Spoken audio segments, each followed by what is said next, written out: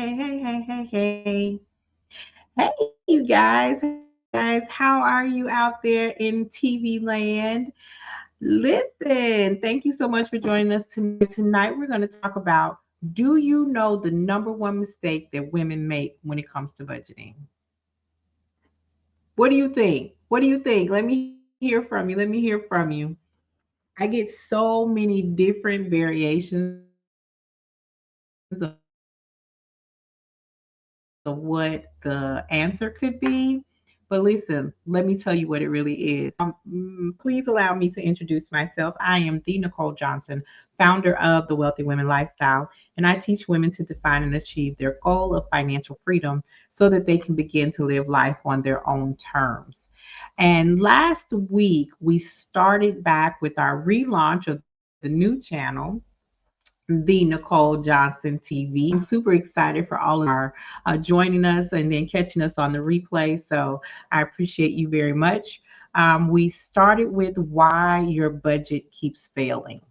Why your budget keeps failing. I gave you 3 tips last week. And so tonight we're going to jump into and elaborate a little bit more on the number one mistake that women make when they are budgeting. And so let me hear you in the comments for those of you who are here with us. And if you're catching this on the replay, go ahead and put your comments in the chat as to what you think the number one budgeting mistake is that we make. So I give you do do do do do. I never played Jeopardy. I never played Jeopardy. It's outside the front room. Outside the front room. How you guys doing tonight?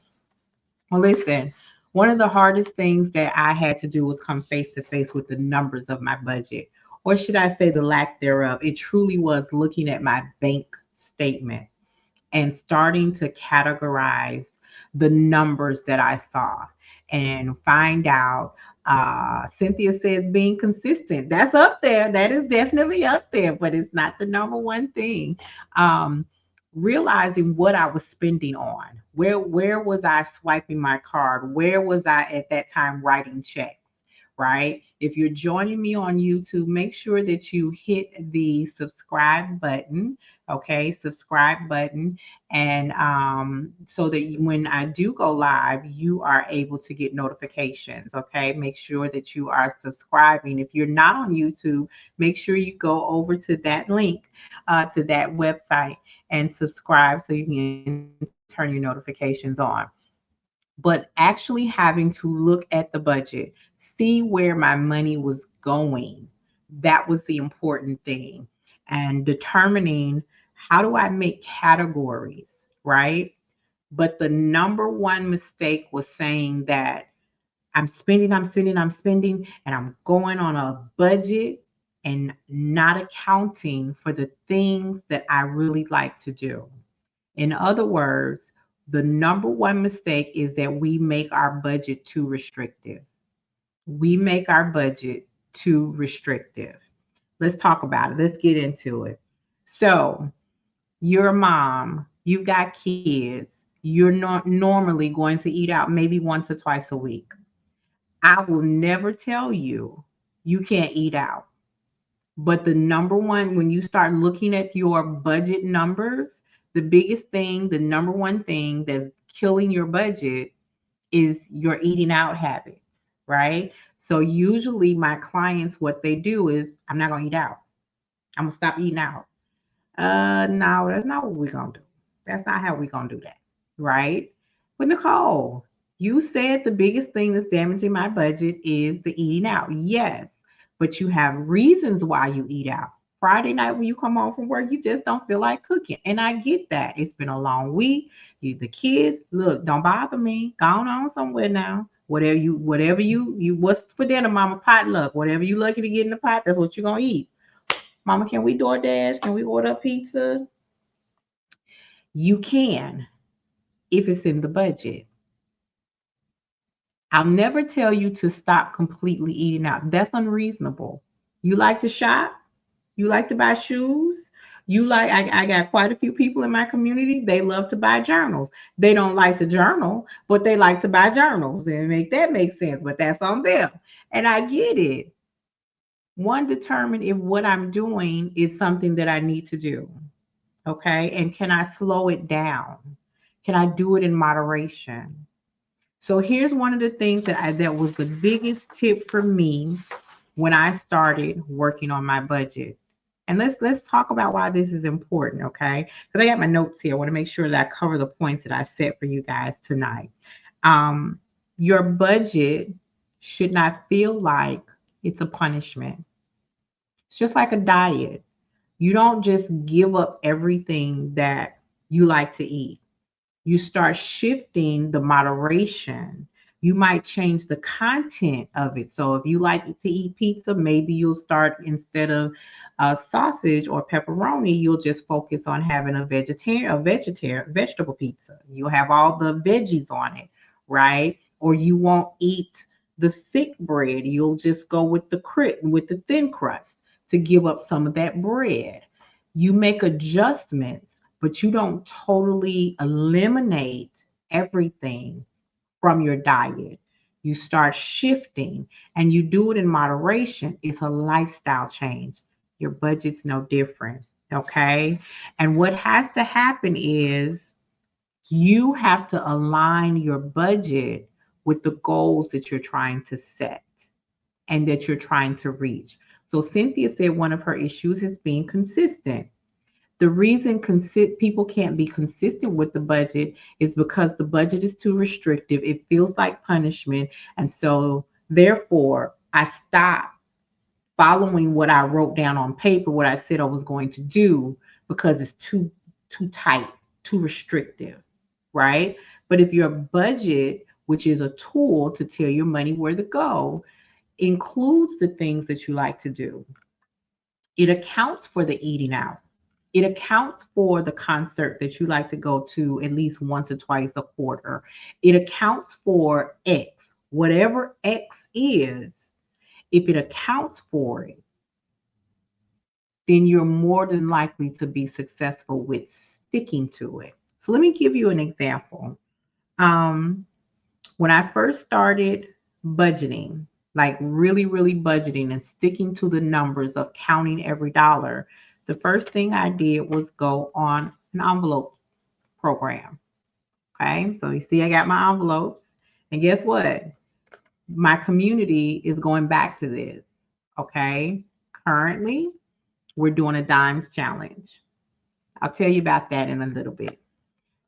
Use the envelope system. Put your eating out money in an envelope. Okay. Determine in advance how much you're going to spend. But how do I do that, Nicole? Well, Cynthia and the rest of you, I'm so glad you asked that question. Let's talk about how you make it successful. I stopped myself from eating out for 30 days. My kids thought I had lost my mind. What you mean we can't eat out?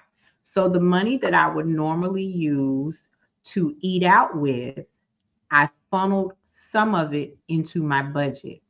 So we're pizza people. I found a frozen pizza that it didn't really quench the thirst, but it at least filled the void. Okay. If we like to hit the burger joint, I accounted for that in a 30-day period. And so what I decided was every pay period, we wouldn't eat out more than and spend $50. Okay. When I got paid that first pay period after the process, $50 went in this envelope. The next pay period, $50 went in this envelope. By the time we were going back on the eating out, because mama didn't feel like cooking, it was $100 in this envelope already. And every pay period, 50 more dollars went in here. And then I portioned it out so that it would last to the next pay period. But if by chance we decided, you know what, not only we gonna go out to the movies, we having popcorn and candy and the pop or whatever, but when that envelope was empty and they had to, I got some buy-in from them to help them understand the goal was to buy a house. But I wasn't going to deplete us and keep us from eating out all the time. It would be more in moderation. Whatever was in that envelope, once it was empty, we didn't spend any more until the next pay period. And then we had to make sure it lasted for 2 weeks. So we stopped completely for 30 days. We filled this and we labeled this entertainment. So you can label it dining out, you can label it entertainment, you can label it journals, you can label it whatever you want it to be. But stop for 30 days, determine an amount, put it in the envelope, use cash. And when this is empty, you have to wait. This is also how you instill discipline. I use this for my grocery budget. I used one for my gas, and I used one for my entertainment. Okay. So I had 3 envelopes that were filled with cash for the allotted purposes. This was the start of controlling my money, okay, helping me be consistent with my budget and loosening the restriction on the things that we like to do. Now, as time went on, if I had too much money in the eating out or the gas envelope, I would reallot it to one of these or to the savings fund. Does that make sense? Does that make sense? Cynthia, let me know. I see some others of you are joining us. Please say hello in the comments so I can see who you are. But does that make sense? It seems simple because it is, but you know what the biggest thing that kills that? Your mindset. We're so used to not being able to do certain things or stick to certain things, that we don't think we can do it. So when it looks a little challenging and it looks a little hard, we just walk away from it. We throw it to the side. But I'm here to tell you that it doesn't have to be that restrictive. You control what goes in these envelopes. You control how much, you control what's spent, you control when it's spent, and you are in charge of adjusting when you need to. I dare you to try this method. I dare you to try this method. Give it a go. Give it a go for about 30 days. Cynthia, you think you could do that? Right? Literally, what you would do is stop the eating out, the excess spending, the entitlement spending. And I'm checking the device to see if there are comments over on the other side, on other platform, because I don't want to miss anybody's comments. Okay. I don't want to miss anybody's comments, but I don't see anything other than Cynthia's right now. So if you're commenting, just make sure I'm checking to see where you guys might be. Okay. But I really want you, Cynthia, you can do it. You can do it. Let me tell you the structure and tell me, I'm going to tell you some of the positives that are coming out of this. Okay. First of all, your goal is X. It might be to buy a home. It might be to reduce debt. It might be to build the emergency fund that you really don't have. It might be to prepare for retirement. It might be to pay, get money saved up for your vacation. It could be a number of things. Okay. But you keep that goal in front of you. And in order to reach that goal, you got to change your habits. Last week we talked about the top 3 things that are causing your budget to fail. Tonight we're talking about the number 1 thing that makes your budget fail. Okay? Why budgeting is what the thing that we do that's a mistake. And that's neglecting the things that we like to do. If you like to go get your massages every month, okay, forego for 30 days. That's 2 pay periods. However much that massage costs, out of each pay period, you should be setting that amount aside in this envelope. Whether you are paying for one and you split it in half, or you want to do it twice a month, you take it out of one paycheck and the second paycheck. Simple. When you go to get that massage, you use the money in here. Now you're ahead. and it's already paid for when you walk in for your massage. You don't have to neglect yourself. You have to control how you do it. How does that sound? If you're catching this on the replay, I want to hear how that sounds to you. And this is a basic structure.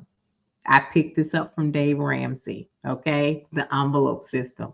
I tweaked it to what worked for me because everything that works for me may or may not work for you, okay? So your budget has to be fluid, meaning it has to change and shift based on your circumstances. The envelope system is a great way to help you reformat how you think and how you handle your money. And when you do stuff like that, this also puts you in better control of your money. Okay. I think and when I need to, I go right back to basics. I ain't shame. You hear me? I'll go right over to the dollar. It's a Dollar Tree, but it's a dollar and a quarter. I get 50 of these, and we get busy. I get to doing what I need to do because making sure that my money goes where I want it to be is important to my budget being sustainable and maintainable. And so that I reach that goal. So if it's their entertainment, if it's your eat out food, if it's your massages, if it's your grocery budget, if it's your gas, set it up. And if you have questions about that, go in the comments and tag me. I will come back and help you. So let me tell you what the benefit is. Let's talk about how this works long term, okay? We want to build wealth. And you can't save your way to wealth, okay? And people come and tell you that you can have these six figures and all of these different things, and it's true. However, you have to start at the beginning. Everybody says I built my house from the ground up, and I hate that saying because it sounds like somebody might start with the option of putting the roof on first. It won't work. So you don't start at the end, you start at the beginning. The architect lays out what the end product is going to look like. He knows how many square feet, he knows how much height, he knows the depth of the foundation, he knows how far away the in-law home is from the house, how many feet is the driveway, how much space in the attic, how much space in the basement, all of those things. It's laid out. But he starts at the beginning with a sketch. Okay. Then he builds it out. You start with, I want X. You put X, you name X. Whatever it is, I want this, I want this, I want this, and I want this. Okay. And that's your organization. It's going to give you your organization. So to help you out with organization, I'm going to drop a link in the chat. I think you guys should be someplace where you guys can all get this link. If not, tag me and I'll get in touch with you to make sure you get it. Okay. This link is going to get you to download the bill pay worksheet. This form is a part of my what I call my gym bag. Gym stands for Girl, Your Money Matters. Okay, because it does. And so that that basic form is going to help you set up how your bills are paid. That's your organization. Once you get organized, then you start to build your structure. Once you have your structure, then you start reaching your goals. And once you start reaching your goals with the finances, now you can start building your wealth. You've got to follow the process. You have to go from step 1 to step 2 to step 3 to wealth. You can't just jump into wealth. It won't work. Okay. So now that we understand the number one mistake that we make when it comes to budgeting, we now have the solution. Our budget does not have to be restrictive and make us feel like we're on punishment. We do not have to be on the strongest diet. We don't have to give up everything. We do have to decide between needs and wants. We do have to determine how much we're going to spend, how often we're going to spend it, and then we need to prepare ourselves and set us up for success to ensure that we have the money allotted for that expenditure. And when you do that, your budget is going to start to look differently when you write it out. It's going to start to feel differently because now you don't feel like you're on punishment. And when you start changing those habits, budgeting does not feel like a job anymore. It's actually starting to become a little fun. It's starting to bring some peace into your life. And who doesn't want peace and money? Okay? Who doesn't want peace and money? So, I hope that this discussion has been helpful to you. And what I want you to do is to really take a look at your structure. Go back and look at your last two bank statements. For some of y'all might not be able to get both through one, but look at your last the two bank statements. Start looking at where you're swiping your card and where you might need to make some changes.